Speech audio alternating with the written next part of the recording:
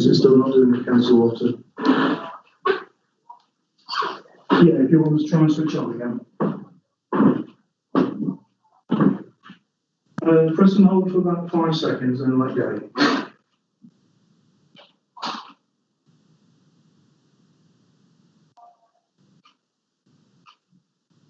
Nothing.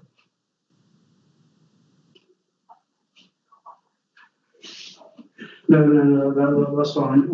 Right, if you want to dive into the meeting then.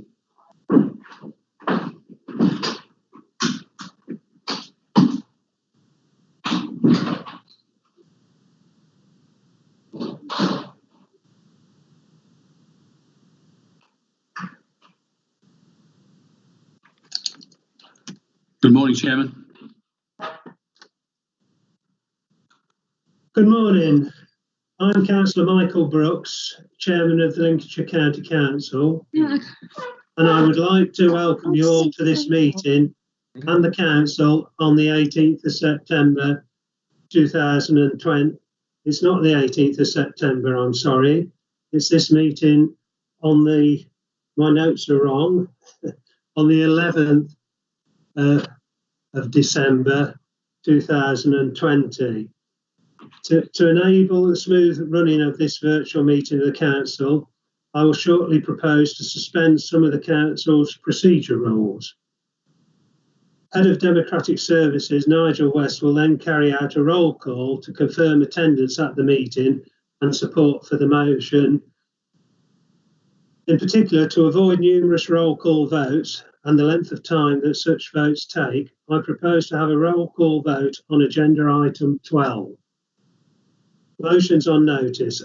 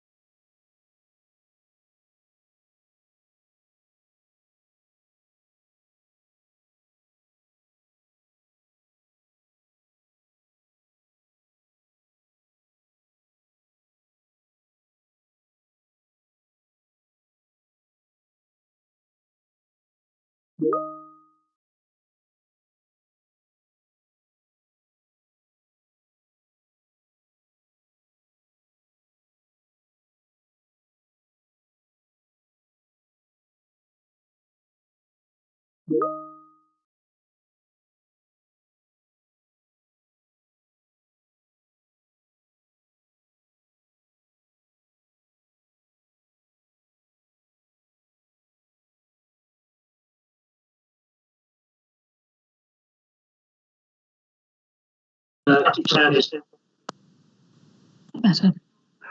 Nigel. Thank you, Chairman. I will call out the names of the councillors in alphabetical order. If councillors could confirm that they are present and whether they are for or against the suspension of those procedure rules. Councillor Adams. Present and for the change to procedure rules. Councillor Aaron. Present and for. Councillor Ashton. Present and for. Councillor Mrs Austin. Present and for. Councillor Bowles. Present and for. Councillor Mrs Bowkett. She's lost her IT, Mr. Chairman, Nigel, at the moment. Thank you. Councillor Mrs Bradwell. Present and yes. For. Councillor For, Brailsford. Present and for. Councillor Brewis. Present and for. Councillor Bridges. Present and for. Councillor Mrs Brockway. Present and 4. Councillor Brooks. Present and 4. Councillor Boothroyd. Present and 4. Councillor Corey. Present and 4. Councillor Clark. Present and 4. Councillor Cook. Present and 4. Councillor Cooper. Present and 4. Councillor Coupland. Present and 4. Councillor Cullen. Present and 4. Councillor Davey. Present and 4. Councillor Davies. Present and 4. Councillor Dobson. Present and 4. Councillor Fido. Present and 4. Councillor Fleetwood. Present 4. Councillor Foltz. Present and 4. Councillor Griggs. Councillor Griggs. Councillor Well, Grove. there's an IT problem, Chairman, and they're trying to get him sorted. Thank you. Thank you. Councillor Grocock. Present and 4. Councillor Hayes. Present and 4. Councillor Hill. Present and 4. Councillor Kendrick. Present and 4. Councillor Key. Present and 4. Councillor Killy. Was that me? Sorry, I can't hear you. It's Councillor Killy. yes, present and 4. Thank you. Councillor Kirk. Councillor Kirk. Present and 4. Thank you. Councillor Lawton. Councillor Macy. Present and 4. Councillor Marfleet. Present and 4. Councillor Matthews. Present and 4. Councillor Morn. Present and 4. Councillor McNally. Present and 4. Councillor Mrs Newton. Present and 4. Councillor Mrs Overton. Present and 4. Councillor Oxby. Present and 4. Councillor Parker. Present and 4. Councillor Parkin. Present and 4. Chairman, can it be noted that I have a meeting at 1 o'clock, so I'll probably have to leave at about 10:02. Yes, thank you. If you could just indicate in the speak when you're leaving. I will. That would I be will great. do, Councillor Brooks. Thank you. Thank you. Councillor Pepper. Present and 4. Councillor Perrotton Williams. Present and 4. Councillor Pole. Present and 4. Councillor Mrs Rawlins. Present and 4. Councillor Christopher Reid. Present and 4. Councillor Robert Reid. Present and 4. Councillor Renshaw. Present and 4. Councillor Rowe. Present and 4. Councillor Skinner. Present and 4. Councillor Mrs Sneath. Present and 4. Councillor Spencer. And 4. Councillor Spencer.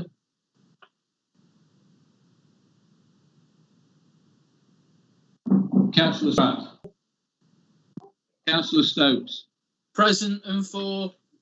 Councillor Storer. Present and 4. Councillor Strengle. Present and 4. Councillor Mrs Talbot. Present and 4. Councillor Thompson. Present and 4. Councillor Trollobaloo.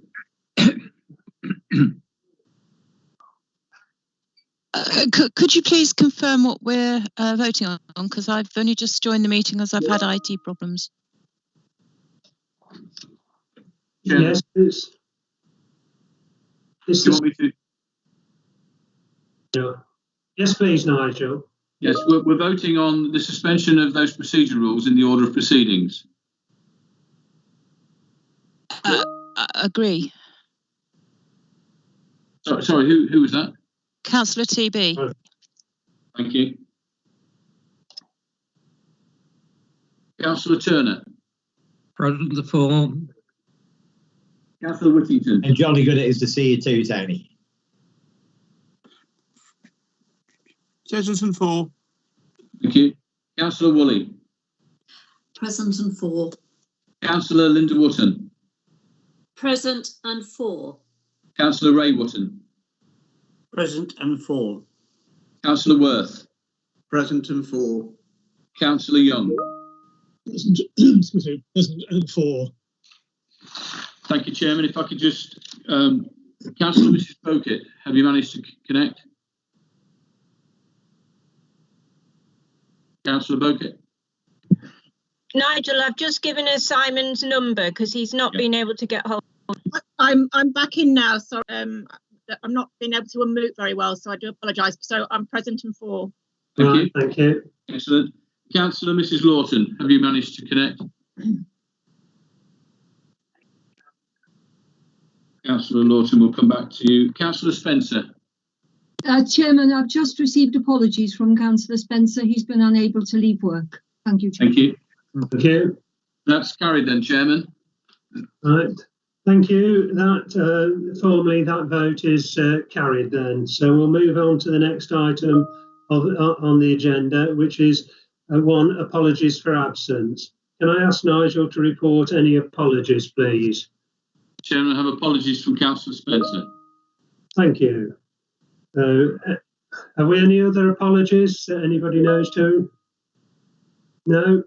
Right, move on then to item 2, declarations of councillors' interests. Councillors should indicate if they have an interest they would like to declare by typing speak in the chat function.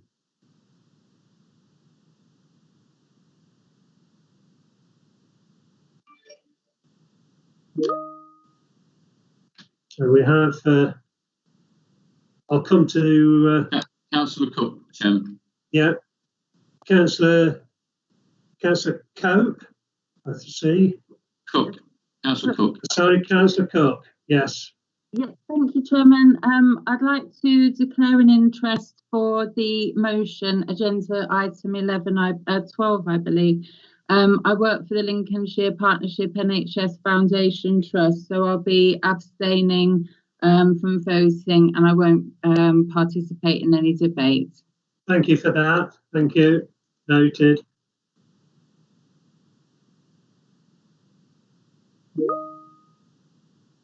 Councillor Key.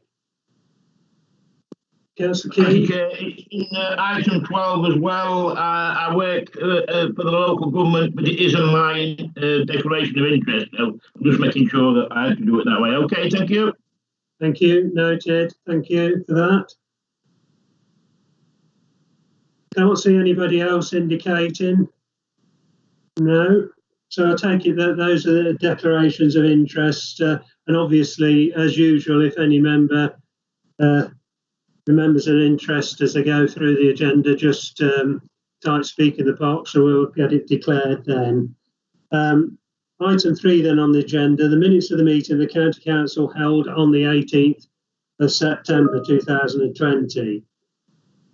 The minutes of the meeting of the County Council held on the 18th of September 2020 be approved as a correct record and signed by the Chairman. Can I ask if there are any councillors abstaining on that proposal, please? If you could type in chat, into the chat box, abstain.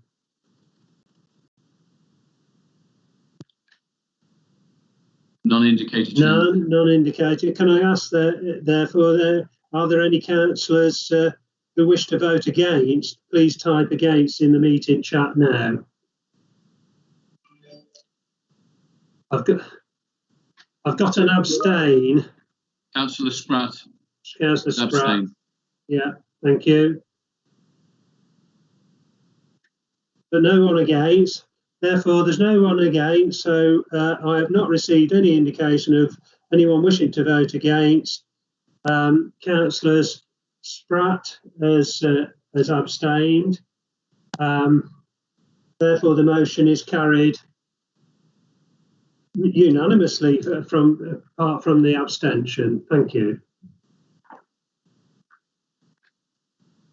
Then on to item number 4, announcements. Christmas is a time for reflection, a look back on the year that has passed, and to think about what is to come.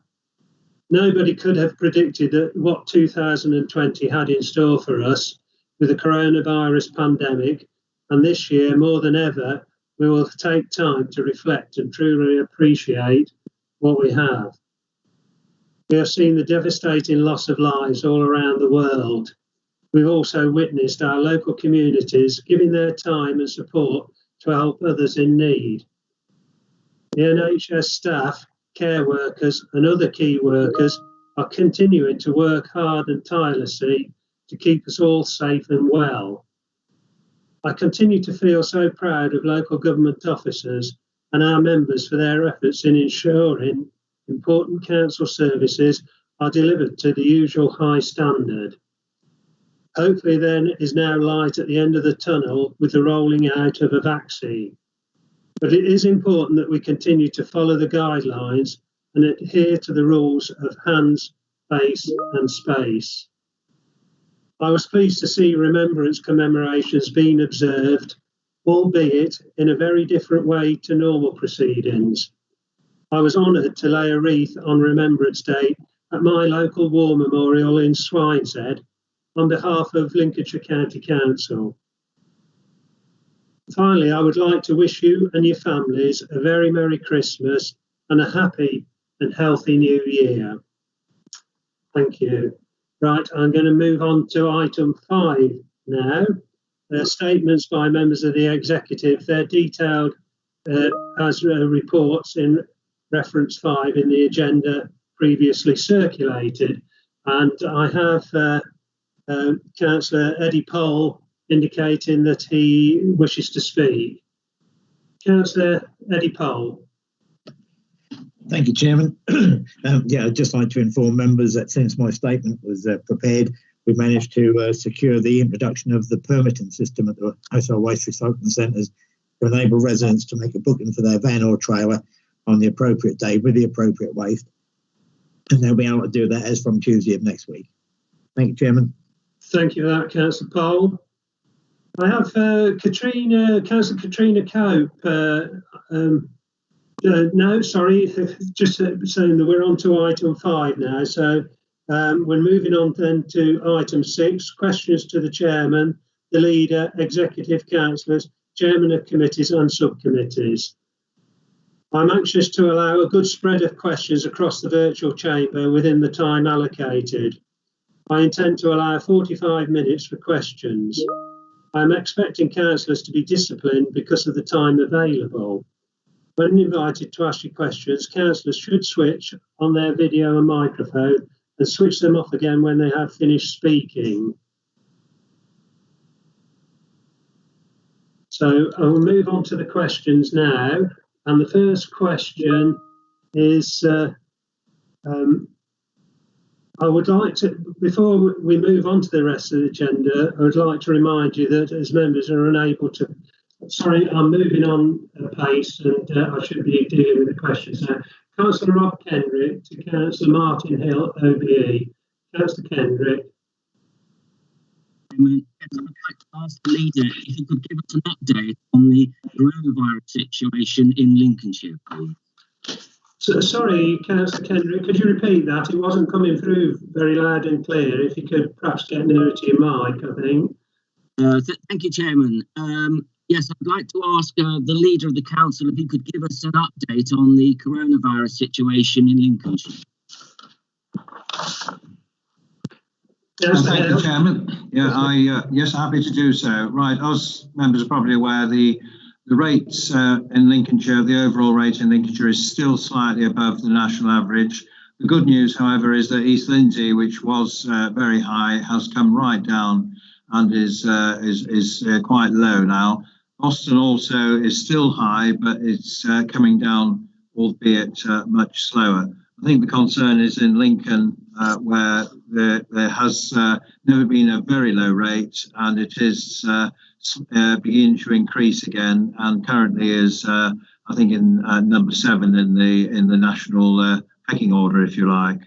So we are obviously doing all we can to get those rates down across the whole county, and we'll probably be doing some extra measures in Lincoln to see how we can also target those areas where the rates are high. In terms of the tiers, as you're probably all well aware, this is done now on a fortnightly basis, and what happens is the government in the off week where the decision isn't made later for that week. So that will mean on Thursday the 17th, the government will announce what the changes are in terms of the tier system across the whole country, including Lincolnshire, and that will come into effect 1 minute past midnight on Saturday the 19th of December.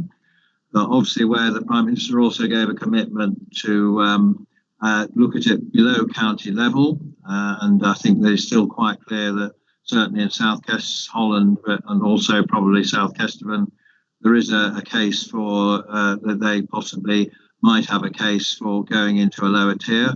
I think the rest of the county, there isn't a case. So I think my prediction is that certainly all those other districts will remain in tier 3. And obviously it will be up to the government to decide what tier those two councils in, or indeed whether they feel the whole county should remain in tier 3. But that will be a decision for the government. And then obviously the testing I've talked about, and obviously at the moment we are looking at some extra testing in the Lincoln City area, but also we'll continue with hospital, care home staff, children's homes, residential schools and other local government services in the voluntary sector frontline, food manufacturing and key retail, which are more easy to do because they are all in sort of settings where you actually are aware where people are. The other main issue going on at the moment is, of course, the vaccination programme, which we're very happy to see started earlier this week at Lincoln Hospital. They are still delivering the AstraZeneca vaccine, which, as you all probably are aware, that is more difficult to store and administer in terms of the temperature it must be kept at. That is being rolled out across Lincolnshire at the moment. And then when the other vaccinations come on stream, there is a programme being developed how that will be rolled out across the whole county using GPs, but also using vaccination centres, which will be put up. And that obviously is being run by the NHS.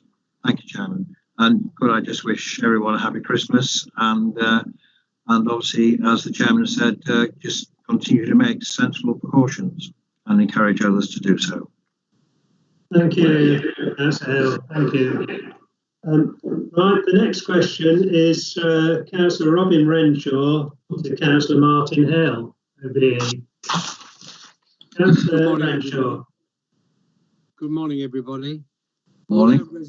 All our residents expect LCC to show high levels of leadership in this COVID pandemic.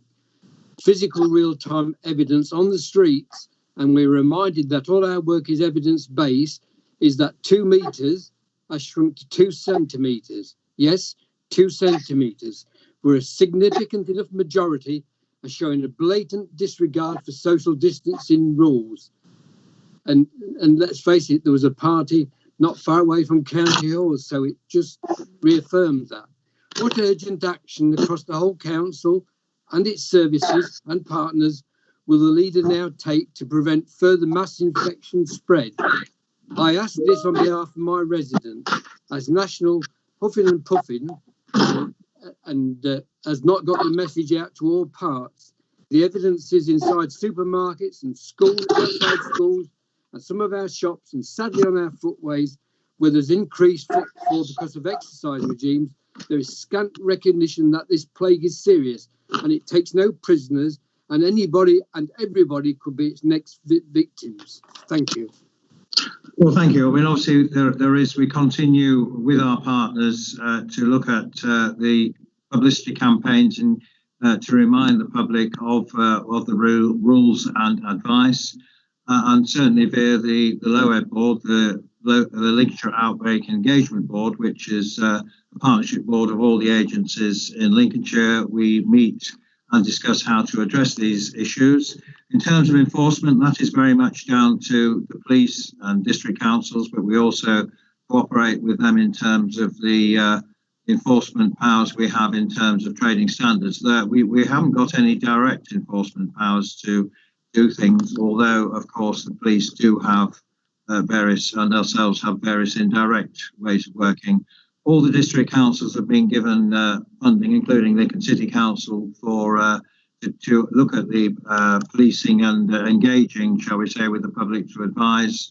And certainly, I think 4 out of the 7 district councils, now have COVID marshals who are basically engaged to work with the public and advise people and retail outlets and such as to how to make sure that everybody is complying with the rules. I think you're dead right. There are the vast majority, I think, of people are complying to the rules, but there is a minority which aren't, and obviously particularly when people are out in the streets, it can be quite shocking sometimes to see how close people get. So what I would say, there is a programme that is being dealt with via the district councils with their COVID marshals and other measures, but also we are doing joint communications just to keep reminding people what they should be doing. Thank you. Thank you, Councillor Hill. Right, the next question is from Councillor Kate Cook to Councillor Richard Davis. Councillor Cook. Thank you, Chairman. Richard, I understand that the Department for Transport recently announced funding allocations for the second round of the Active Travel Fund, with £800,000 on its way to Lincolnshire. As you know, the timescales were very tight for the first wave of funding, and therefore there wasn't enough time for proper consultation with stakeholders. Can you please tell us how you're planning to involve communities and stakeholders this time round, and also when the consultation period starts and ends? Thank you. Councillor Richard Davies. Thank you for the question. Yes, I am pleased to report that we've got just over £800,000 for the next phase of the Active Travel Fund. That said, spread over a big county like Lincolnshire, it doesn't go as far as we'd like it to, unfortunately. We've already started the consultation. We've had a series of briefings with all of the communities where we're looking to do and invest some money on active travel measures, such as cycleways, parking spots, and also some footway improvements, and we will continue to do so. And of course, we'll be keeping the local county councillor right at the heart of that discussion. Thank you, Councillor Davies. Right, the next question is Councillor Matthew Bowles to Councillor Mrs. Sue Woolley. Councillor Bowles. Thank you, Chairman. Good morning, Councillor Woolley. On the 24th of November, I was alerted to the fact that staff at John Copeland Hospital in Gainsborough have been made aware of proposals to close and relocate a number of outpatient clinics currently operated on the site.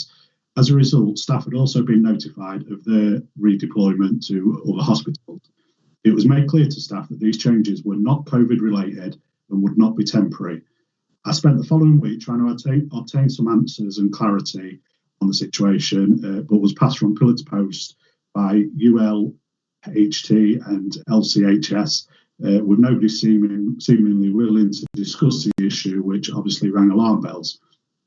Eventually, last Tuesday, I secured a phone call with ULHT's Director of Finance, who told me that we are considering changing how we deliver outpatient services at some sites, although full details are not yet decided. During this call, he also wanted to speak to LCHS regarding staff redeployment and return a call the following day, last Friday. Up to this point, I have no further response or answers, which I find unacceptable. The staff on site assure me this is happening as we speak, and the local public are dismayed at the proposals to withdraw these services. Please could you offer any assistance in gaining some answers and clarity on what is happening in our local hospital? Thank you. Councillor Woolley. Thank you, Councillor Bowles. I think the easiest thing I could say to you is if we have a conversation out of this meeting, because I do need to go away. I hadn't heard anything about John Copeland, and as I listened to you, I would have said to you, I know that ULHT are under considerable pressure, as are LCHS, around staffing issues and whether this is a temporary measure or a more permanent one. It sounds to me from what you've said that staff feel it's more permanent. So I think we just need to find out whether it is actually COVID related. I know elsewhere COVID is playing a significant part in disrupting the staffing levels all around the county. So it could be a COVID issue, but I really would like to give you a definitive answer, and I'm happy to share that, Chairman, with the rest of the council.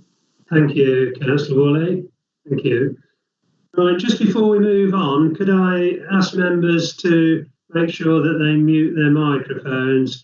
I'm getting people's telling me that they're getting feedback. So if you could please just check that and keep a check on it.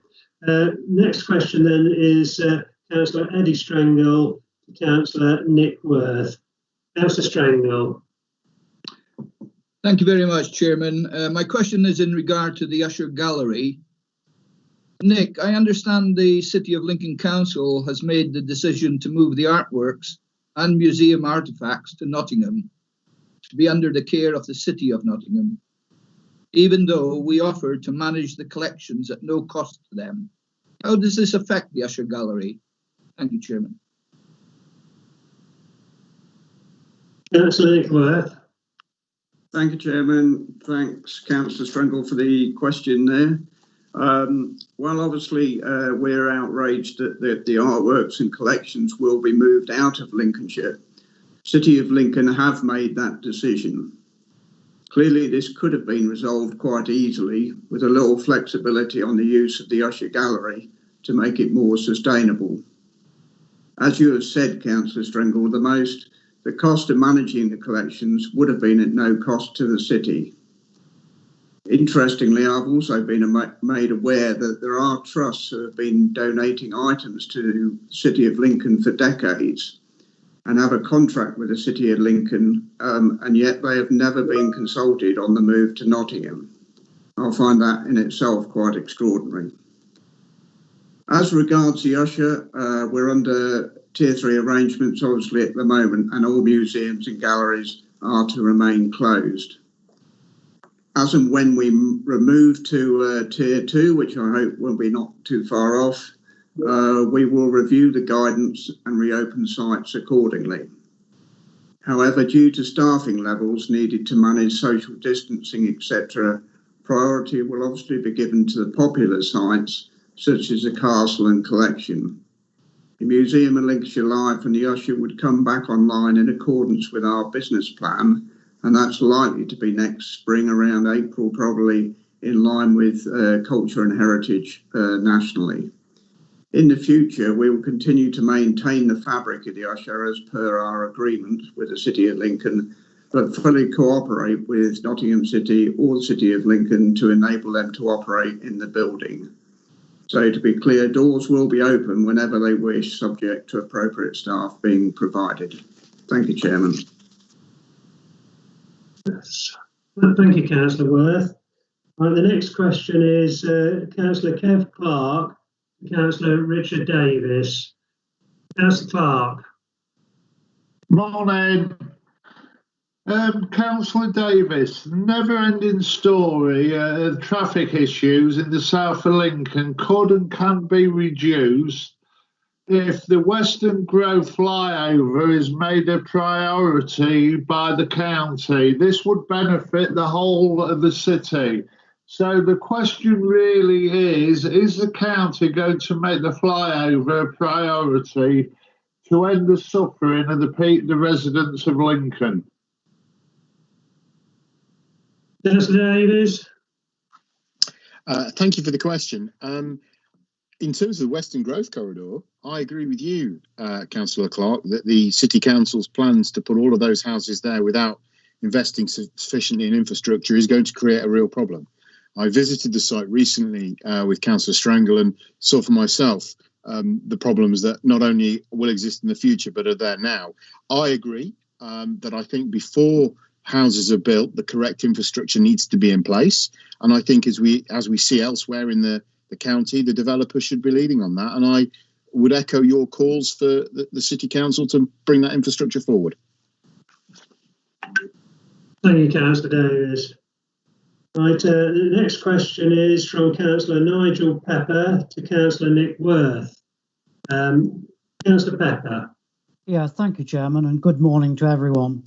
Councillor Worth, recent years have seen a number of changes in the position of Chief Fire Officer. Can you tell me what stage we are at with the management of our Fire and Rescue Service, please? Councillor Nick Worth. Thank you, Chairman. Happy Christmas, Nigel. Thank you. Anytime. As you're aware, Les Britsman left the Chief Fire Officer role to undertake a secondment opportunity within the wider County Council team. Deputy Chief Fire Officer Mark Baxter took over the interim Chief Officer role for the interim period. To support Mark and the senior leadership team, we have enrolled John Bonney to act as a strategic advisor during this period. John has many years' experience both nationally in the fire sector, including Chief Fire Officer for Hampshire Fire and Rescue. Recently has been working closely with the team and for us will be a valuable addition to Lincolnshire Fire and Rescue moving forward. I can also confirm that we'll be keeping the structure of 4 area managers for the next 12 months to give stability and capacity at that level. Yesterday, we recruited for the substantive post of Acting Chief Fire Officer, and the result of that will be announced shortly.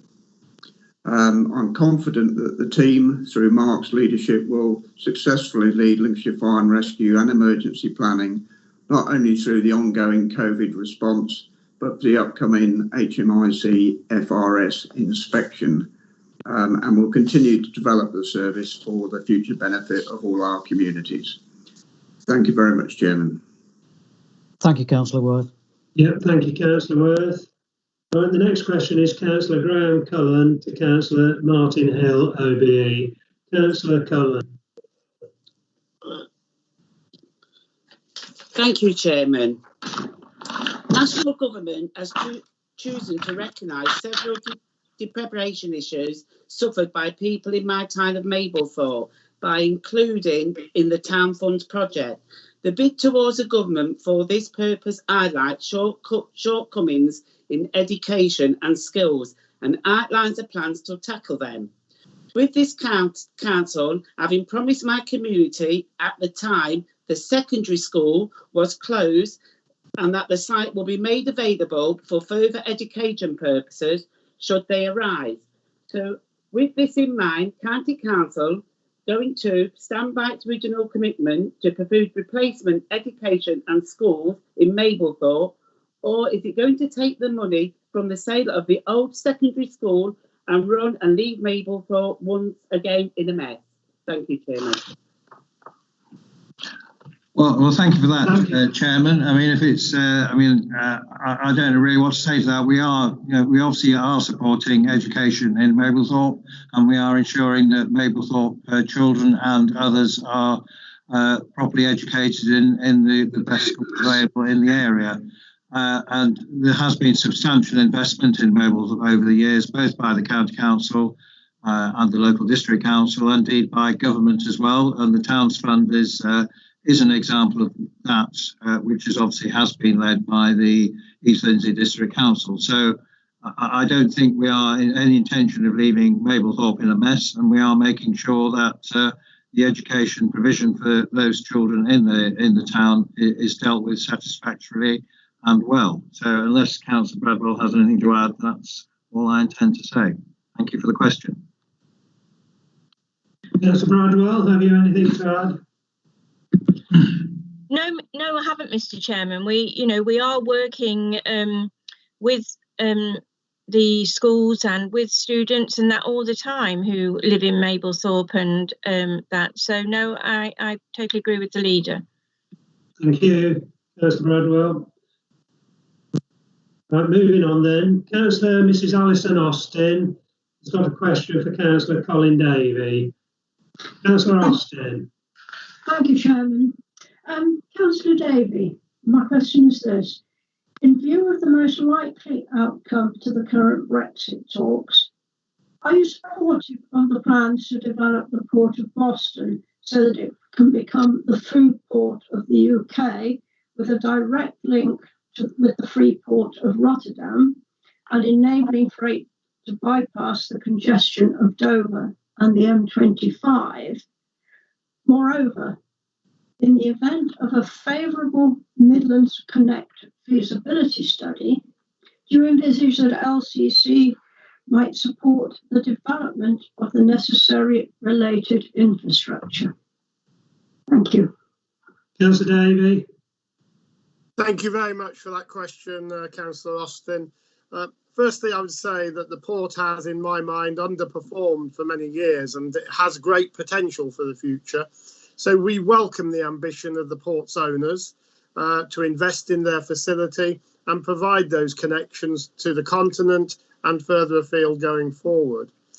In terms of the Midlands Connect proposal, that is obviously for a wider study of transport, not just around the port, but around Boston.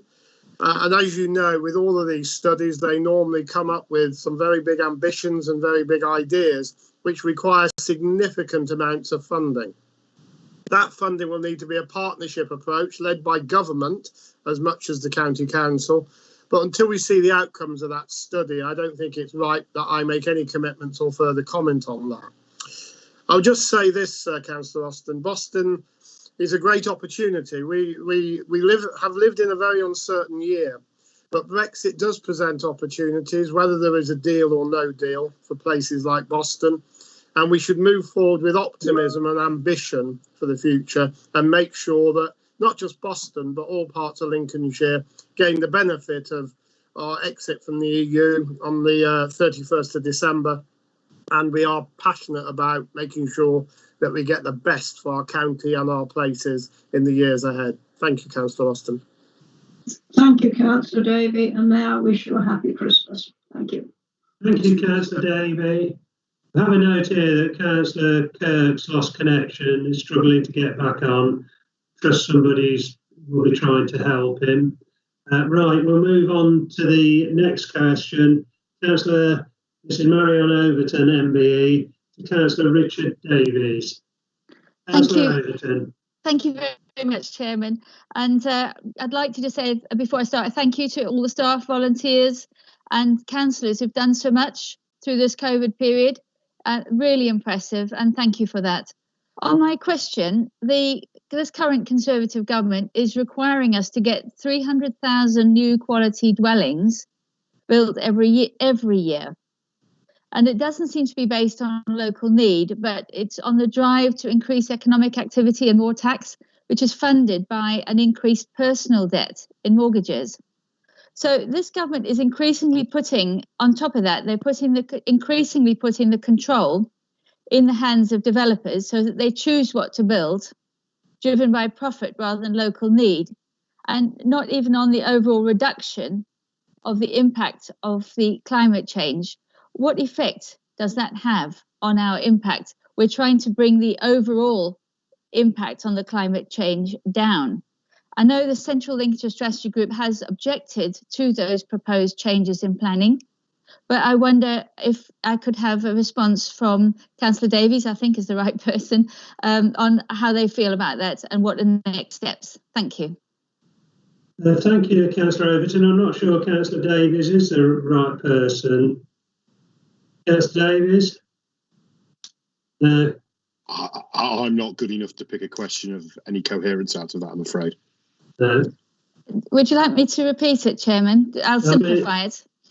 Well, I don't know whether Councillor Pole or Councillor Davey are able to deal with that one.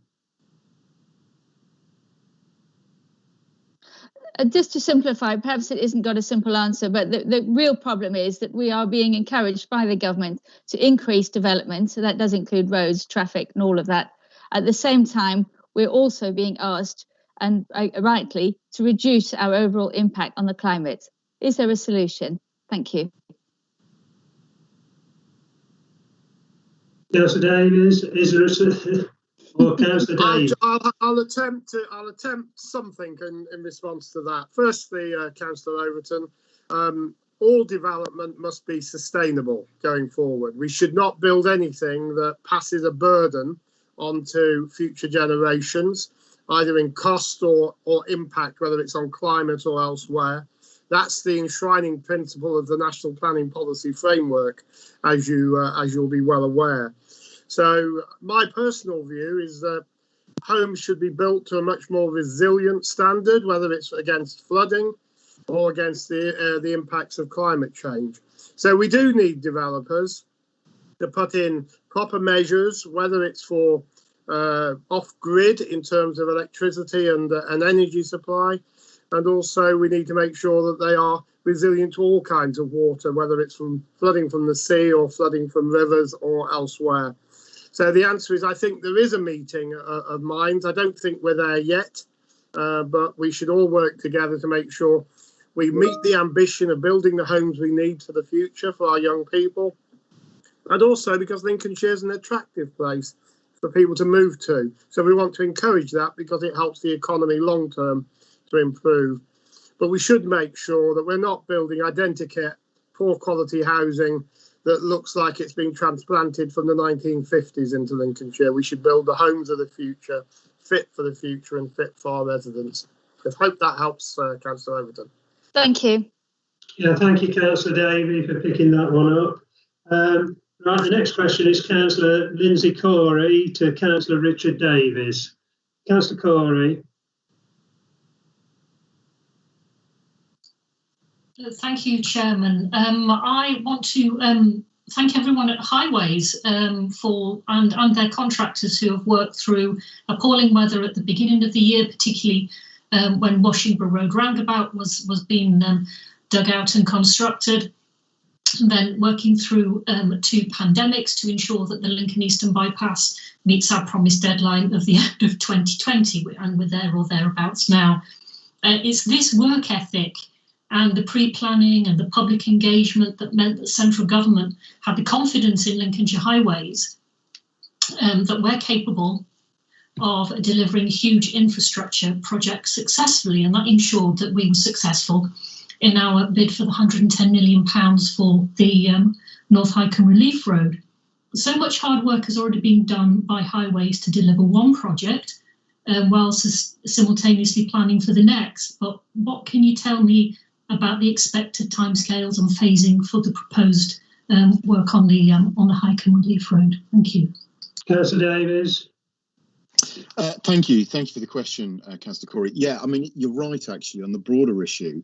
You know, we're currently building Lincoln Eastern Bypass, we're currently building Grantham Relief Road, and the Department for Transport have awarded us, £110 million for North Hycombe, which I believe is one of the largest awards they've ever made to a local authority of this way. And it does represent a huge confidence they have in Lincolnshire County Council to deliver these schemes. So I'm really pleased that we've got that, and it's going to make a massive difference to central Lincolnshire in particular in terms of the transport and the interconnectivity as people going north-south, and the issues of the transport network from Midlands Connect have already come up, and I'm pleased that they very much supported this scheme because they recognise the importance of the A46 as a link road. In terms of the delivery of it, now we know where the money's coming from. Candidly, we're in a position to do that detailed assessment, detailed design work that will enable us to plan out the construction of the road. I'm hoping we're going to be on site in the next 3 or 4 years at the absolute latest.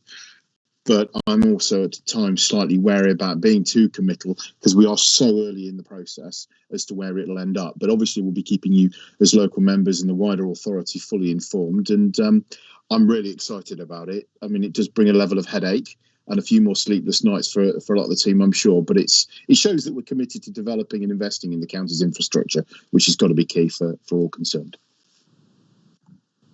Thank you, Councillor Davies. Thank you.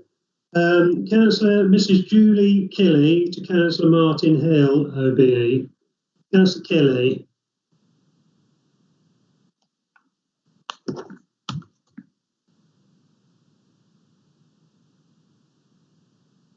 Councillor Kelly, got your question, please. Yeah, morning everybody. Good morning. Obviously, this is another COVID question, but this is an event which has, never happened throughout the world. So in September, I attended a virtual meeting about the impact of the Lincoln University students coming back, because obviously Lincoln University students came back a month later, and there'd already been evidence that university students back in other towns had caused a spike in the virus. So my question is, because I represent Lincoln Park Ward, which is mainly Sinsel and Abbey, Monks Road area, which has got a high density of students living there. I know Martin has already alluded to some measures that he may be considering putting in, but my concern is that when the students do come back, it's going to just create further problems, because you cannot expect 18-year-olds, 19-year-olds who are away from home to not go out at night. And I think that issue was never addressed. I feel very sorry for the students, but obviously I have to think of my residents as well. And, I've had lots of, not complaints from residents, but real concerns. So I'd like to know some concrete measures that are going to happen. I know we've got the virus now, but it's not going, the injections, whatever's going to be around in March, April time, but we can't rely on that solely. So my question is, what concrete measures could be put in place? Thank you for that. Yes, I think you're right, Councillor Keeley, that obviously when the students came in September, it did lead to a spike in cases, not just in Lincoln, but obviously all in other university towns and cities. And obviously there was a spike which then did go down. I think the good news is that before the students went back home for their holidays last week, and before that, they all, as you're probably all well aware, they all had to be tested, and they were all asked to test. And the good news in terms of the results of that test, the incidence of positive returns was very low. So I think it's from that, it's probably fair to assume that the student population as they left Lincoln were actually not an issue as far as we can establish.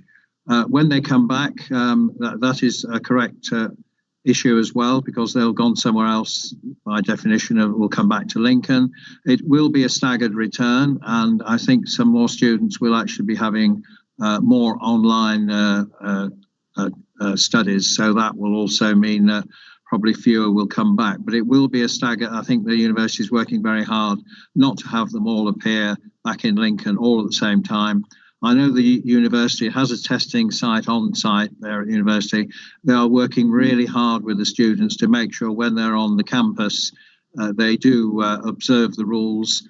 But I think you're also correct in saying there is concern when they back out in the community that they are observing the rules, both in the residential areas where they have their digs, but also when they go out in the evening. I think, like everything else, the vast majority of students actually are following the rules, but it's, as always, there is a minority who probably aren't. So again, referring back to the COVID marshals, which I discussed with previously with Robin Renshaw, they will be part of the solution, and the university is working really hard to actually not only advise and help students, but also put more activities on the campus for them to go there. And I know they've done a really good job actually with them. So I know there is a concern, and again, it comes back to the COVID marshals and also any local testing. But at the moment, it doesn't seem to be that students are the problem. But as with all these things, we do need to keep a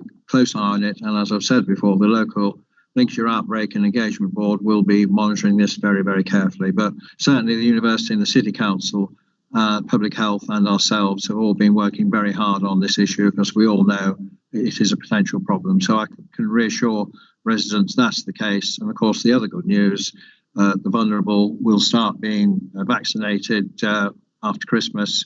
So hopefully those people who are vulnerable will be protected. And as we know as well, that the younger you are, the less likely you are to have issues with major issues with coronavirus. Thank you. Thank you very much. Thank you, Councillor Hale. Right, the next question is Councillor Richard Buttride to Councillor Colin Davey. Councillor Buttride. Thank you, Chairman. The footbridge over the Sally Bank drain in Kettlethorpe has been deemed unfit for use. This is due to the degradation of the steel and concrete of the bridge structure.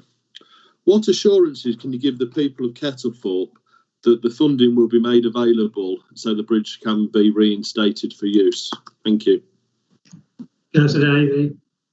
Yes, thank you very much, Councillor Buttride, for your question, and thank you for the work you're doing on behalf of your community in raising this issue and pushing for a resolution to it. Let me assure you and the residents that, as you will be aware, the cost of replacing footbridges and things like that on public rights of way can be quite considerable.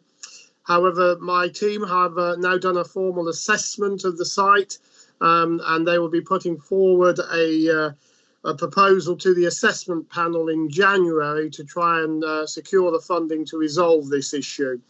My colleague, Councillor Richard Davis, chairs that assessment panel. So hopefully we'll have some good news for you in the new year. But obviously, as you'll appreciate, we have to go through proper assessment in terms of funding allocations. Thank you, Councillor Davey. Right, the next question is Councillor Rob Parker, Councillor Martin Hill, OBE. Councillor Parker. Yeah, thank you. Morning, Martin. Morning. As we all know, Lincolnshire is currently in Tier 3, which is the very high alert status, which places serious restrictions on what people and businesses can and can't do. One such major restriction is on the hospitality sector. I'm talking essentially about bars, pubs, cafes, restaurants, which we know, with the exception of those that deliver takeaway services or delivery services, are not open. It's expected, I think it's generally accepted, that based on recent COVID figures, infection rates in Lincolnshire, that when the government do meet on the 16th of December, it's very likely that Lincolnshire will remain in Tier 3.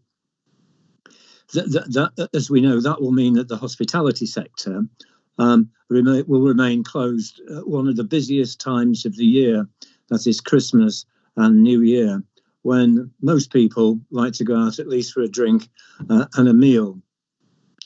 It's accepted that such a decision into Tier 3 continuing in Lincolnshire is necessary, but nevertheless there is a role here for government to intervene with some form of support, whether it's financial or other sorts of supports. So I'm asking you as leader of the council to give a commitment that through the usual channels, which may include the LGA, to lobby government to come to the aid of bars, pubs, restaurants and cafes, to do what you can to influence government to help at this particular key time the hospitality sector in Lincolnshire. Thank you for the question. Yes, I'm certainly more than happy to actually agree with your request that we do need to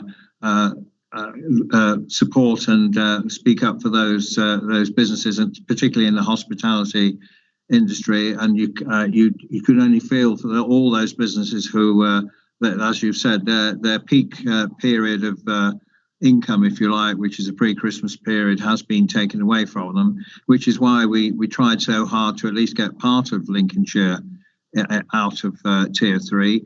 But I totally agree. I mean, the government has made some support available, but you're quite right. If through no fault of their own, the hospitality industry has been suffering in terms of that, and I think that it's probably right that some will never return, but it's only right that the government makes sufficient support available.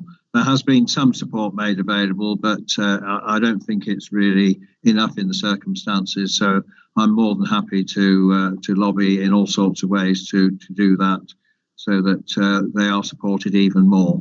And I think that's only the right thing to do in these circumstances. Thank you for the question. Yeah, thank you, Councillor Hill. Right, we'll move on. Councillor Colin Matthews has a question for Councillor Colin Davey. Councillor Matthews. Thank you, Chair, and happy Christmas to everybody. Councillor Davey, the Chancellor's talked a lot about levelling up our economy in his recent statement. Would you be kind enough to explain in simple terms what that could mean for our county, and in particular what that could mean for the Lindsey coast? In that statement, so that's my first part, and in the statement he announced a £4 billion package to support the levelling up of regional economies. Could you advise what work is underway by your team at LCC to ensure that we're at the forefront of this competitive process, and what you think the timelines are for bids by Lincolnshire and Greater Lincolnshire to be made to government? Thank you, Colin. Thank you, Councillor Matthews, for the question, and I will give you a fairly lengthier answer than normal.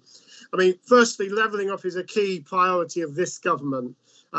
It's taken a long time for Whitehall to properly recognise that too much investment has gone into areas such as the South East, and they're now committed to changing the way that they invest in our country by regions.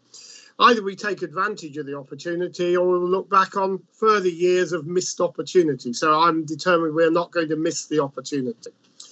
Firstly, the Team Lincolnshire partnership, which we facilitate, is actively promoting Lincolnshire as a location for people and businesses to move out of the major cities and conurbations. Our estate agent and commercial partners in Team Lincolnshire now tell us on a weekly basis about the successes they have achieved in selling property to people and businesses from London, Birmingham, Leeds and further afield.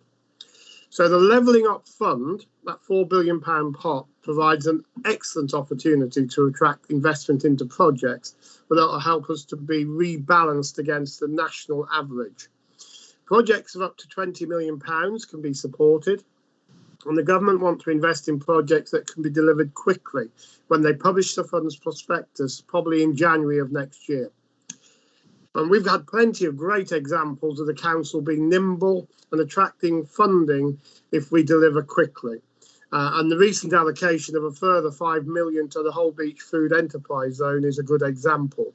And also the work we do in highways, as Councillor Davies said earlier, around the North Highcombe Relief Road. £110 million there is a significant vote of confidence in Lincolnshire.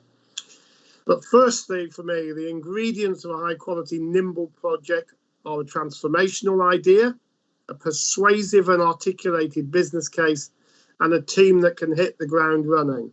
These projects will have to be delivered by 2024.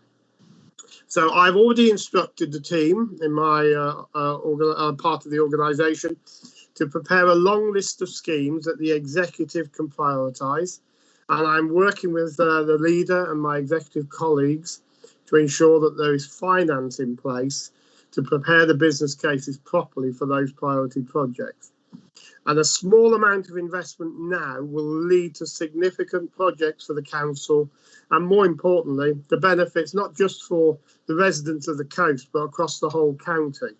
I am certain that this fund, alongside the Towns Fund, the Shared Prosperity Fund that is coming, and the move away from strategic economic plans to local industrial strategy and funding, will rebalance the local economy and support the coast to grow in a way that we all wish, Colin. So happy Christmas to you. Thank you, Colin. Happy Christmas to you. Excellent answer. Thank you, Councillor Davey. Right, and nicely timed. We're on to Councillor Mrs. Sue Rawlins to Councillor Mrs. Sue Woolley. Councillor Rawlins. Thank you, Mr. Chairman, and good morning to everyone, and good morning to Sue. Regarding the Parish Council's website upgrades, and also the requirement to convert a certain amount of documents there too, I would just like to ask Sue for an update of where we are on that, because I know that's been a major concern to a lot of our parish councils and their clerks. But perhaps before Sue answers my question, if I could just take this opportunity to thank a Sudbrook resident, Peter Langford, who kindly offered to set up websites for Sudbrook and Greetwell parish councils And having created those two, he opened up his offer, this is all voluntary, to assist any other parishes that wanted some help. So I don't think he expected the response, but within a couple of days he'd received 30 requests for assistance, now totaling 52, and he was nearing the end of them. He's worked tirelessly on the websites, conducting Zoom meetings with clerks and councillors, and he's been very patient, has been reported to me by the clerk of Suffolk Parish Council. And he's also at the moment putting together a guide of instructions for clerks on the different items on the website. So I would like to convey our thanks, if I may, to Peter Langford, and perhaps at some point in the future, so we could put that into a written response and provide the details. Well, thank you very much indeed for that, Councillor Rawlins.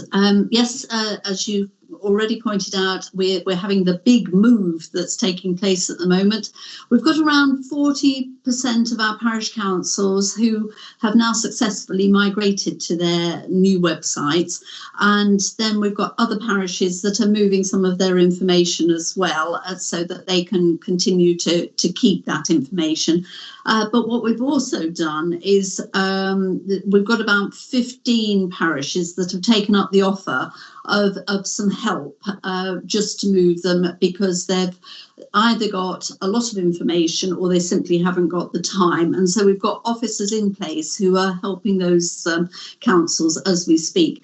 And then what we're also doing is you've probably received an email from both officers, and indeed you'll get a follow-up one from me as well, that is pointing out those parish councils in your patch that are still to migrate, and do they need any help, and can we help them? And then we're going to really work very hard, or officers already are doing, but to get everybody moved across by the end of the year. So it's going well, there's a lot to do, but it's all pointing in the right direction. And if you could just sort of farm that dear Mr. Langford out, I'm sure there's lots of places that would love his help. We're extremely grateful to him. Thank you very much indeed. Please convey my thanks. I certainly will, Sue. Thank you once again. Happy Christmas. Thank you. Thank you, Councillor Woolley. I'm sure we're all very grateful to Peter Langford, and so I would add my thanks to those that have already been expressed. Right, we'll move on to the next item on the agenda, but before we move on to that rest of the agenda, I would like to remind you that as members are unable to view the electronic clock, I will be timing the speeches, and it will indicate when your time is almost up. However, I do expect some level of self-regulation by members in terms of their speeches. Normal time limits will still apply. So we'll move on then to the next item, item 7, the Greater Lincolnshire Joint Strategic Oversight Committee report by the Chief Executive has been circulated. Do I have a proposer and a seconder? I believe Councillor Hill is going to move this. Thank you. I'd like to move this item, which is, as members will have read in the report, is this Joint Oversight Committee, which is a joint committee of the lead of the County Council, North East Lincolnshire Council and North Lincolnshire Council, plus with the addition of the chairman of the Greater Lincolnshire LEP Board. And the purpose of this board is to actually continue to liaise with North and North East Council, Lincolnshire councils, with ourselves and the LEP, to actually see what other areas of shared interest we can progress, particularly in those services which we share with them in terms of responsibility, for example, adult care, children's services, highways and things like that. So I think there is enough political appetite to see what we can do more together. And I think there's also an appetite across Lincolnshire to keep promoting the Greater Lincolnshire concept, which I think we all agree with, to make sure that Greater Lincolnshire continues to be seen on the national stage as a distinct identity. I mean, there is the devolution agenda seems to have gone right onto the back burner, if indeed it's still on the stove. and the government has indicated the earliest the devolution white paper will appear is next summer. But my political view on it is I think the government's getting very cold feet on this, so I'm not anticipating much to happen on that agenda anyway. But I think it's important that we will continue to work with North and North East, and at the same time we'll also collectively work. The 10 leaders of the 10 councils in Lincolnshire, Greater Lincolnshire, will continue to work together as well. And members will also note within the report that it will be a formal committee which will meet publicly. But also, and it will only have the power to recommend back to the respective councils any actions they wish to take. So there is a fallback position where members of the individual councils can also do that. And I think we're already talking about some sort of high-profile posts which potentially could be shared across the whole of Greater Lincolnshire. So I recommend this to you, that it is another step in making sure that we are seen on the national stage as an important player in the future of this country. So I move the paper, Chairman. Thank you, Councillor Hill. I believe that we have a seconder as Councillor Davey. Councillor Davey?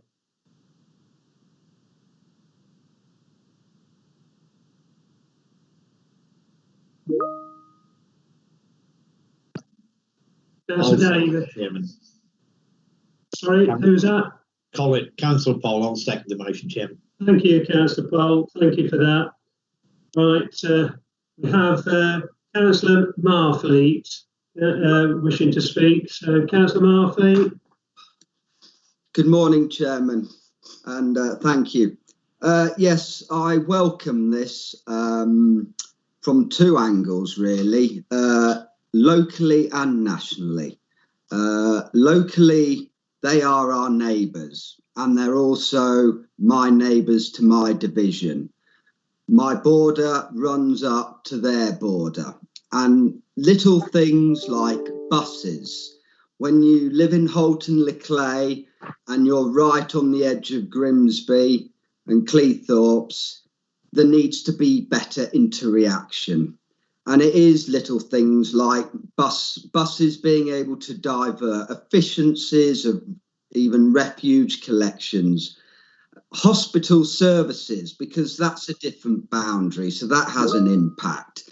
You know, sometimes they can't just access Grimsby and they have to go off to Grantham because of the boundaries that are within that. So I welcome it from a local perspective. From a national perspective, it's also very important. Lincolnshire has a huge agriculture and food manufacturing industry. We have our ports there, and so it allows us great opportunity for import, exports, and we working with North East and North Lincolnshire from distribution, transport, roads. It just makes so much sense. And I think looking forward and going forward, the better we can build this partnership, the better we will all be. So I welcome it and think it is very good news. Thank you. Thank you, Councillor Marfleet. I now have Councillor Robert Parker who's wishing to speak. Councillor Parker. Thank you. I want to begin by making the point that from the Humber to the Wash, there are 10 local authorities. This paper refers to just 3, although Councillor Hill did mention that there is work already going on and has been for some time, bringing all 10 councils together when it comes to local government reorganisation. As he said, that matter is for the long grass. So this Joint Strategic Oversight Committee has been set up to look at, as it says, at strategy. But one of the points that I want to make is that the whole question of strategy in relation to economic development actually covers all 10 councils. I think that it really does need mentioning that paragraph 1.4 on page 72, for those that are interested, makes the point that collective focus must be given to how we ensure and deliver economic growth, improve connectivity and level up our economy. I'm sure that's the argument that would also be endorsed strongly by people like Craig Leyland and Gary Porter and Rick Metcalf, who are working just as hard and just as effectively on trying to deliver economic growth for their particular parts of Lincolnshire. I think it's right that their contributions should be embraced and be part of a 10-council Greater Lincolnshire Joint Strategic Oversight Committee and not just 3. The paper itself doesn't mention why only 3 upper tier, and inverted commas, councils are getting together, and doesn't say anything why not the districts as well. There is also no mention, no commitment to reporting discussions, although Councillor Hill did add to it by saying that the meetings are going to be held in public. What I'm interested in, and what the Labour group are interested in, is how will members of the council, this council, know what's going on except through the media? There is no role here demonstrated at all for scrutiny. Scrutiny is an important feature of the relationship between those that take decisions, which they then take back to their local authority areas, but it's at the strategic level that scrutiny is just as important as it is at the detail level. It's for these reasons that at the moment Labour councillors can't support these proposals in the shape that is being presented to us, and we'll be voting against. Thank you, Councillor Parker. I'll move on now then to Councillor Robin Renshaw, who's indicated next. Councillor Renshaw. Thank you very much, Chairman. I'd reaffirm what Councillor Parker said, that the inequality among representation for our residents is totally unequal, and and that's probably the main reason why we can't support this. And let's be realistic. The government's got bigger fish to fry. They might even want to get Brexit done. And so it's going to be at least 2 years before we get any movement in the devolution agenda. And you know, it's something that I can see the benefit in, but it's certainly not going to be dealt with at the present rate of progress. So for that reason, I will be voting against this. Thank you. Thank you, Councillor Renshaw. Councillor Bradwell, Councillor Patricia Bradwell. Thank you, Mr. Chairman. Well, I was just going to say that actually, you know, this is about moving our relationship on with North and North East Lincolnshire. We have for many years worked with them, and being 3 upper tier authorities, we do provide lots more services that we can jointly work together on. And I know across the country we've not had a problem here in Lincolnshire, but there are particular jobs within the upper tier authorities that we can sometimes struggle to recruit to, and actually working together, I think that, you know, we can alleviate all those problems happening if one of the, say, North or Northeast or ourselves, you know, we couldn't recruit to. So I think this is a very positive move forward. It's not, you know, as I say, we have been working with them for quite a while. As Councillor Marfleet says, you know, we border those 2 authorities, and I know particularly with home care, we've been working with North and North East, because actually we all know that someone can live at an end of a road and it could be in North Lincolnshire, yet they come to us for services. So I think there's lots that we can gain by working with these 2 authorities. And as the leader has said, that's not to say we're not going to be working with our district councils, but I think as the 3 upper tier authorities, we do provide much more in services, like we said, you know, there is the coroner's service and lots of others. So I just think it is worth investigating, and the more that we can actually work together, I think that can only be for the good. Thank you, Mr. Chairman. Thank you, Councillor Bradwell. Councillor, Mrs. Alison Austin next. Councillor Austin. Thank you, Chairman. Just putting a few notes in front of me to keep me on target. Right, in general, I've no immediate objections and welcome a collective approach if it's the benefit of all the area. And I'm mindful that where I live, we're always on the periphery, whatever the area is. So that's something that I accept. I very much echo what Councillor Parker said regarding scrutiny. It's important that all discussions are open. Recently, earlier this year, I've lived locally where the lack of openness initially caused distrust, because to those who aren't in the know, what is happening. And any strategic matter like this, all right, there has to be something perhaps that is, it doesn't want everything to necessarily be laid on the table immediately, but that there must be openness in general, because if you want everyone to be on board, then have that openness and, where appropriate, scrutiny. We don't want any part of the area, whichever part of Greater Lincolnshire it is, to feel marginalised. We can't work in silos, but as I said, and I repeated, we must work for the benefit of everybody. So I think perhaps I speak on a slightly lower scale from the experience that we've had locally in Boston, which was distrust when a strategic alliance was announced out of the blue. So please, can I beg Councillor Hill that everyone is kept on board? Thank you. Thank you, Councillor Austin.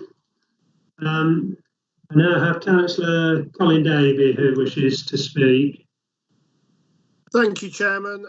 I really warmly welcome this paper. I sit on the LEP board with my colleagues, the leaders of North and North East Lincolnshire. We have to create a strategic view of things, and this paper covers the services that the County Council and North East Links do separately, but could be done better by joining together. And the leaders made it clear that these decisions or will be made by the council, by the county council. There are recommendations that will come from this joint committee to each of our authorities. So it will still go through the member profile and the member process of decision making. And that's correct. We have strategic alliances between districts in other parts of the county. And I welcome those as well, because it is about driving out the savings and making sure we deliver better quality services to people who ultimately are our masters. The taxpayers of Lincolnshire deserve and expect us to work together with our partners and deliver the benefits for them. They pay our wages and they pay the wages of our staff, and they should have the trust in us to deliver the services that they require in the most cost efficient and organised way possible. In terms of the economy doesn't do boundaries or geographical locations. It operates against the wider piece. So it's fantastic that the chair of the LEP will be taking part in this joint committee, because I believe that to get government to understand our message, to understand our place, we need to speak with a much more united voice. And we need to work together to prove to government that we're capable of delivering the big projects that are going to transform our economy and our place in the years ahead.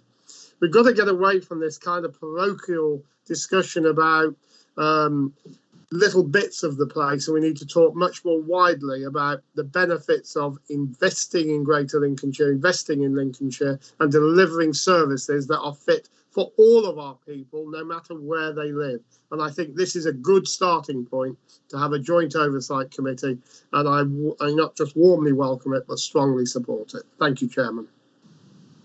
Thank you, Councillor Davey. Councillor Mrs. Marianne Overton is next, please.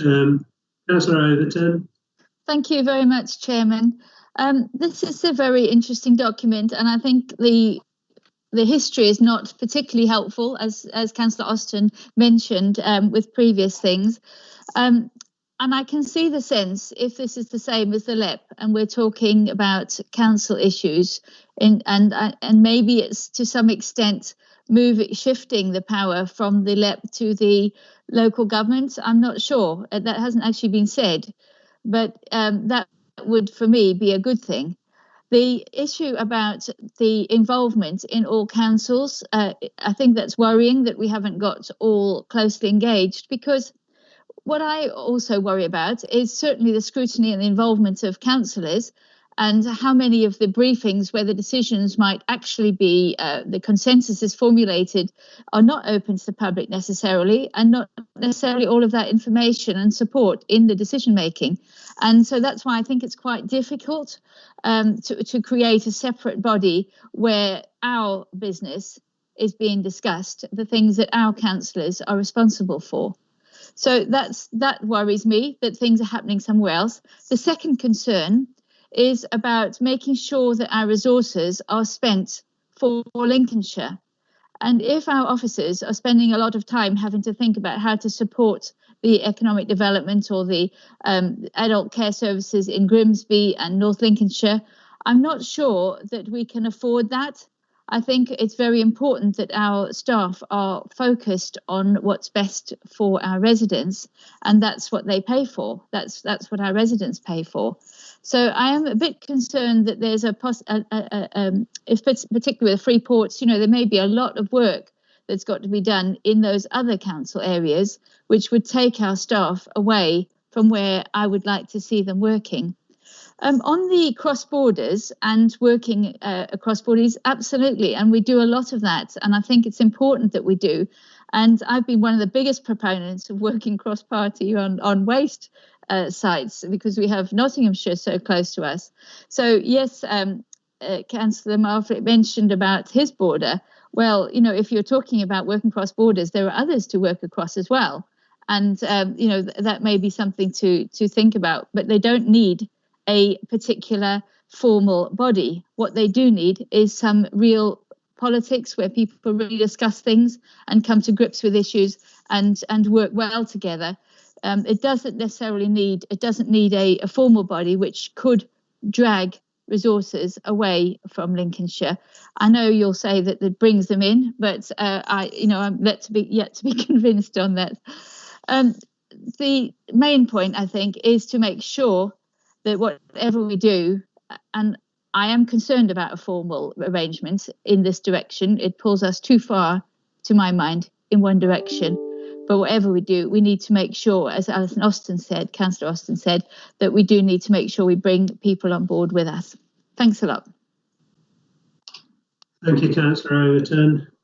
On to Councillor Chris Brewis now.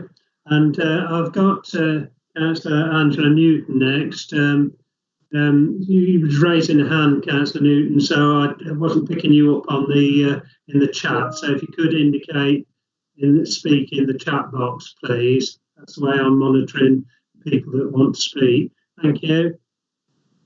Thank you very much, Chairman. And speaking from the only council division in the country which has postal addresses in 3 counties and 2 regions, I know a bit about borders. And I am all for cooperating, and it doesn't seem Colin Davies said a lot of what I was going to say, and I think that when South Holland and East Lindsey began to work together very seriously a few years ago, it was looked on as revolutionary. Well, maybe now it's about time it wasn't so revolutionary. We've also got an awful lot of national weight in our wider county. If we look at Felixstowe and Immingham, they're probably the 2 most significant ports in the country. And it doesn't seem yesterday that I asked a network, it's a bit longer than yesterday, when I asked a network rail representative if I could have proved that a proper freight link from Felixstowe north towards Immingham would have saved us having to spend tens of millions of pounds on the M11, the A14 and the various other roads to take the enormous amount of freight on roads, and are potholes filled as a result? The answer I got was that nobody does joined up thinking like that. Well, it's about time we did do joined up thinking. And I'm very much in favour of the principle of this. But I do think that if we can carry all of us on board with it, everybody, I think all members, I believe we have a much better chance, speaking with unanimity, of being listened to and attracting the necessary investment that will be needed to ensure that on a wider scale we actually set an example of how people can work across borders. We could be a groundbreaking, this could be a groundbreaking initiative which gets noticed nationally, and isn't that what we're trying to do? So strength to your arm, but keep us all please informed and please on board. Thank you very much, Chairman. Thank you, Councillor Brewis. Now we've got Councillor Angela Newton, who has been indicated to speak. Councillor Newton, I'm sorry if I didn't pick you up before. Okay. Sorry, I tried to press the chat button, but I managed to disconnect. So I lost you for a minute, and so I thought, well, I'm not going to try that again. So I apologise, Chairman. Right, yeah. Well, in principle, it's a good idea, but it's only a good idea if the whole county is included. And it reads to me as a bit of an exclusive paper. And I did take a sort of legal view on why the leader thought it was just should be an executive function. And I feel that there should be some dialogue between the district leaders. Our district, my ward doesn't, but my district does. It borders Peterborough, Greater Peterborough, and other areas. And some of us have more links, actually, probably with the south, that area, than we do with North Links and North East Links. In fact, I suspect we all do. So I do believe that our district leaders should be considered. I've never heard it mentioned at leaders' meetings that this is being considered by group leaders, and I'm concerned that there's not going to be probably enough scrutiny before decisions are made. And if you alienate your district leaders, then you're not going to get on board. You're not going to get cooperation when you want to talk about devolution and reorganisation. So I just have a little fear here that we should include. I know you don't. Committees are the best. They're the ones I prefer, maybe two. And big ones are not good. But I do believe you ought to have at least one district leader representing the other leaders if you're not going to consult them formally. Thank you. Thank you, Councillor Newton. Move on then to Councillor Tom Ashton, who's next to speak. Councillor Ashton. Thank you very much, Mr. Chairman. I welcome and support this paper and report. It's only by working together, as other speakers have already indicated, it's only by working together with partners and neighbours that we continue to make the savings and the service improvements that we're all elected to this place in order to help deliver. It's only by making those savings that we can preserve the structures of local government, which we currently have, and which after 47 years broadly continue to work quite well across Lincolnshire. And it's proving to government in a way that we can save money without and to continue being viable and improve, making those improvements without any kind of root and branch overhaul.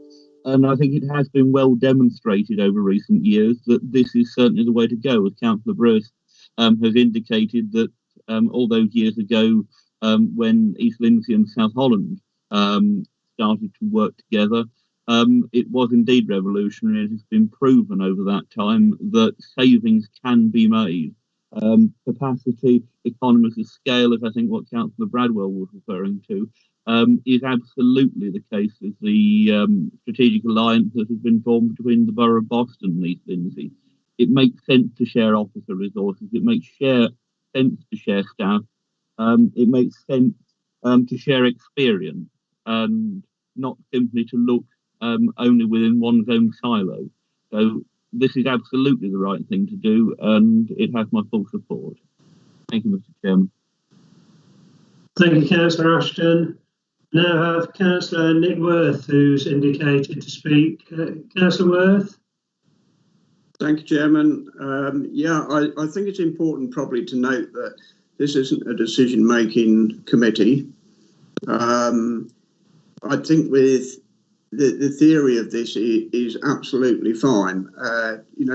Chris Brewis, Tom Ashton, I've mentioned South Holland and East Lindsey, but let's not forget we've been sharing services on a small scale compared to this in South Holland for quite a number of years, and it proves to us that we can make substantial savings, but not just savings. We can actually provide a better service for our residents. I think what this is doing at an upper tier level is looking at county council services, which could be shared at that level. I can speak specifically about the coroner's service because we have been speaking to North and North East Lincolnshire for a few years now, actually, about opportunities should they arise as to how we could share the coronial service there to make it more efficient for us, to make it, it does cost us quite a lot of money, how we can make that more efficient and more cost effective, but provide a really good service for our residents. And that's just one of a number of services that at a county level we could provide. And so, yeah, why wouldn't you, I think is the answer question I would put. It makes sense, but I would emphasise it's not a decision-making meeting, so it's got to come through the county council and be open and transparent in that way. Thank you, Chairman. Thank you, Councillor Worth. Now move on to Councillor Paul Skinner, who's indicated. Councillor Skinner. Thank you very much, Chairman. I'm obviously quite keen on alliance and partnership working. As Chair of Flood and Water, the benefits of partnership working, the capacity, the expertise, that's really good. But most of those points have been made. But I'm also quite for gaining back the traditional Lincolnshire borders. I know we're calling it Greater Lincolnshire, but really it's Lincolnshire. So thank you, Chairman. Thank you, Councillor Skinner. Now move on to Councillor Key, who's indicated to speak. Councillor Key. Yeah. Thank you, Chair. I just wonder on this paper, I think lots of people are in favour of it, and there's some others that obviously have got concerns. I'm just wondering, maybe a simpler solution might be that the Conservative group that this decision will be made by on one side and have the other 14 members of council on the other side scrutinising it. I think that might be a potential way around it. I don't know. Thank you. Thank you, Councillor Kay. Now move on to Councillor Kirk. Councillor Kirk has indicated. Thank you, Chairman. I just want to echo some of the comments that Councillor Davies made a few moments ago. Most of our residents, and indeed all our businesses, do not recognise borders. They work, they live in Lincolnshire. So anything that does what they require, which is to give the best quality services at the lowest possible cost.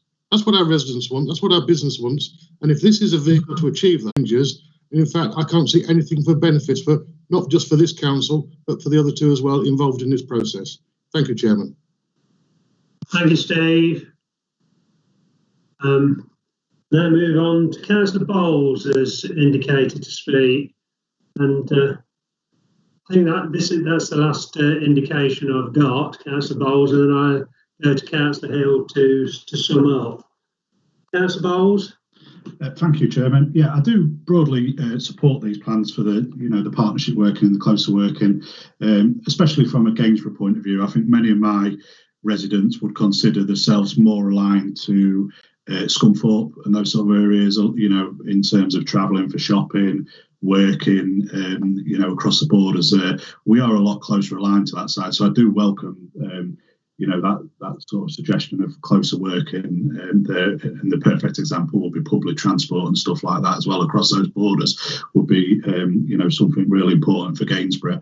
But I would support the point put forward by Councillor Mrs Newton, I think it was, regarding whether it would be possible to have one representative representing the district councils within this group. That would be a suggestion I would support, but broadly speaking, I do support the principles behind what's being suggested and looking to do. Thank you. Right, I'm going to move to Councillor Hill now, Councillor Martin Hill, to sum up, please. Yeah, thank you. I'll just offer some reassurance to those people who've got concerns about this. I think the issue about the decision making, it has no power. I think somebody said moving power somewhere else. Well, this joint committee will have no power of its own at all, apart from the power to recommend. And it's just to remind members, it will meet in public. So everything, when the meetings happen, it will all be there for all to be seen. And obviously the scrutiny will be involved with any decisions that then have to be referred back to the respective councils. And obviously I do try my best to keep certainly group leaders informally informed of what is going on, and that will be part of that process. So I can assure you that I will be open as possible with what sort of discussions are having on the basis of confidentiality. So at least that can be cascaded through the rest of the council. I was a bit surprised that Councillor Overton talked about somewhere else. Well, there is no somewhere else for me. We are talking about Lincolnshire, and I thought we all thought that Greater Lincolnshire, traditional Lincolnshire, was something we all supported. So this isn't a somewhere else argument. It's all about how we promote our great county and make it as strong and as effective as possible. I note the point about district councils. I just remind members that I thought I made it clear, but probably not clear enough. This is not instead of the current arrangements. It will complement the current arrangement. So we already have a joint committee structure with all the 10 councils in Lincolnshire, specifically for devolution. And this isn't particularly about devolution, this proposal, but also we have for years now, ever since I've been leader, we have regularly met with the district councils in Lincolnshire on a quarterly basis, where we continue to discuss things regularly. And the chief execs, I know, also with the district and county council, just have regular meetings, I believe weekly, but obviously are in conversation with each other, probably even more often than that. So this is not it's not a either or, it's a complementary situation. And in terms of leaders, yes, I have before the papers came out, I did make sure that all the leaders, I indicated all the district leaders were informed of what the proposal was. And I've had no one has come back to me saying with any concerns about what we're doing. So I think they all understand the concept of Greater Lincolnshire. So I do think it is the right thing to do, and I think we should do that. And it is all about sharing those upper tier services and promoting Greater Lincolnshire. So I commend the recommendations to the council. Thank you, Councillor. Right, now what I'm going to move on to is to the vote. I was normally asked for councillors abstaining to please abstain, type abstain, but listening to the debate, I think we're going to have some councillors against, and if we've got anybody against, we've got to move to a roll call vote. So could I just ask if we've got anybody? We don't need to go any further. We've got somebody who's indicating against, Councillor Renshaw. So, and Councillor Oakley, to a roll call vote, please. Nigel West. Nigel. Thank you, Chairman. I'll call out to the councillors' name in alphabetical, say for, against, or abstain. Councillor Adams. For. Councillor Aaron. Councillor Aaron. He's not in attendance. Sorry. Yeah, 4. Thank you. Councillor Ashton. 4. Councillor Mrs Austin. 4. Councillor Bowles. 4. Councillor Mrs Boquet. 4. Councillor Mrs Bradwell. 4. Councillor Brailsford. 4. Councillor Brewis. 4. Councillor Bridges. 4. Councillor Mrs Brockway. 4. 4. Councillor Boutroyd. 4. Councillor Corey. Councillor Davis. 4. Councillor Dobson. 4. Councillor Fido. 4. Councillor Fleetwood. 4. Councillor Foulkes. 4. Councillor Griggs.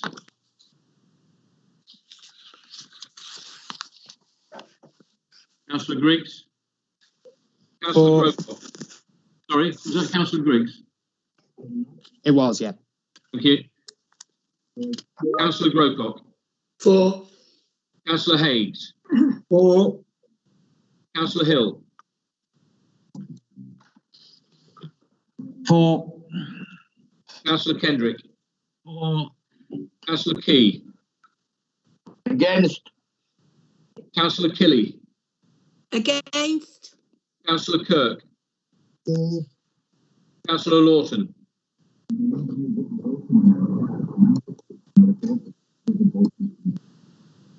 Councillor Lawton. Don't think she's here. Councillor Macy. 4. Councillor Marfleet. 4. Councillor Matthews. 4. Councillor Morn. 4. Councillor McNally. 4. Councillor Mrs Newton. 4. Councillor Mrs Overton. Against. Councillor Oxby. 4. Councillor Parker. Against. Councillor Parkin.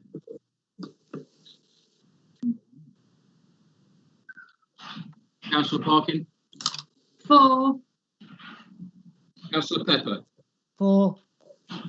Councillor Ferrison Williams. 4. Councillor Pole. 4. Councillor Mrs Rawlins. 4. Councillor Christopher Reid. 4. Councillor Robert Reid. 4. Councillor Renshaw. Against. Councillor Rowe. 4. Councillor Skinner. 4. Councillor Mrs Sneath. 4. Councillor Stokes. 4. Councillor Strangle. 4. Councillor Tom. 4. Trollope. 4.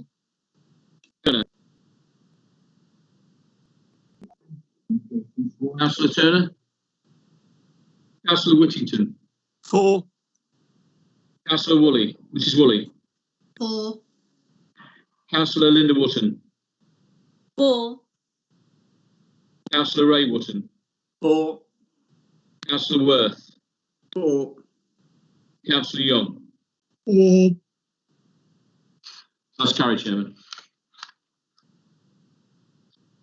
Thank you. That's carried then. So thank you for that. And we'll move on to the next item on the agenda then, which is item 8: political proportionality and allocation of seats to committees and subcommittees. This is a report by the Executive Director responsible for democratic service and has been circulated. Is there a proposer and a seconder? I think we've got Councillor Brockway. Yes, Chairman, proposing it. This paper comes forward when a member changes political affiliation and there's a redistribution of seats just to maintain political proportionality. And we're asked to vote on that and to agree the allocation of seats where there's not much change. But also on this occasion, we have to confirm the opposition group now changes to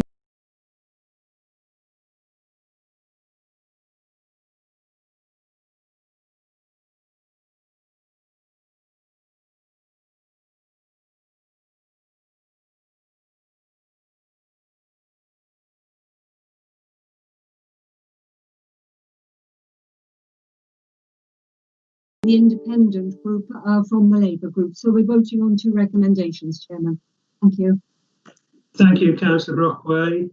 Have I got a seconder? I think Councillor Angela Newton. Thank you, Chairman. I'd like to second that and welcome Bill Aaron back to where he belongs and say there's space if there's any more discontent. Thank you. Thank you, Councillor Newton, for that. I will then ask, are there any speakers? If anybody would like to speak on this, if not, I'll move straight to the vote. I've got nobody indicating, so we'll move on to the vote. So can I ask, are there any councillors abstaining?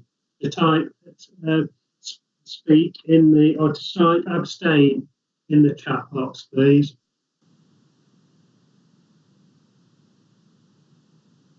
Chairman. No, there's nobody indicating. All right, if there's any, have we got anybody who is against? If you could type against in the chat box, please.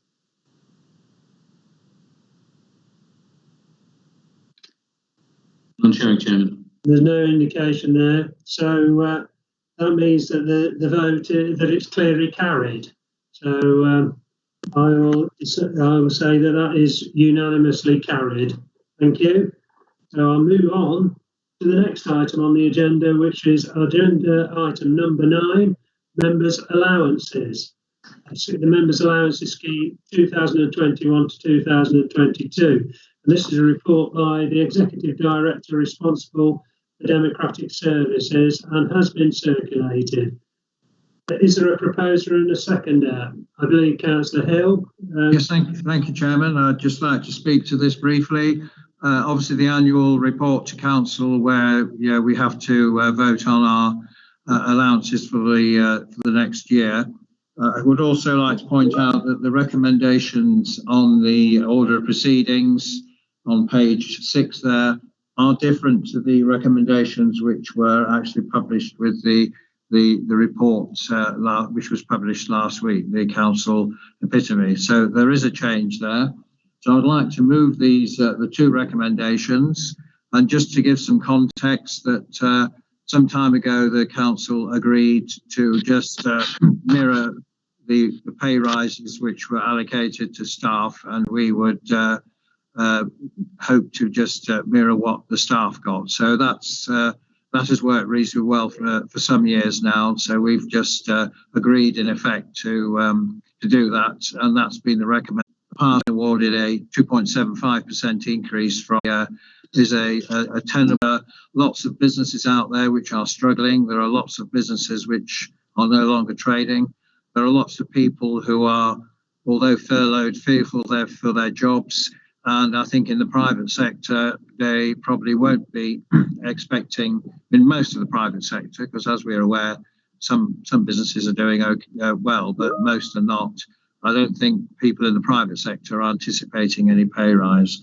So what we're proposing in our recommendations, that we note the IRP recommendations, but the allowances stay the same this year as they were last year. So the effect of that is a no rise at all, which I think is only the right and proper thing to do in these circumstances. So I'd like to move that those recommendations, Chairman. Thank you, Councillor Howe. Right, have I got a seconder? I believe Councillor Bradwell was going to second it, but she's had to leave the meeting. No, I'm here.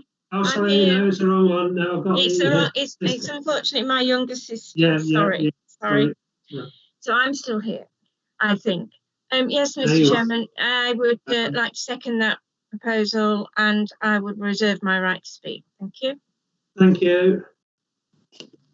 I do have speakers now. Where is that money going? Because I think that's only right and proper that we know what's happening. Because as you've just said, we've had a really awful year. People are losing their jobs. Private sector is not having pay rises.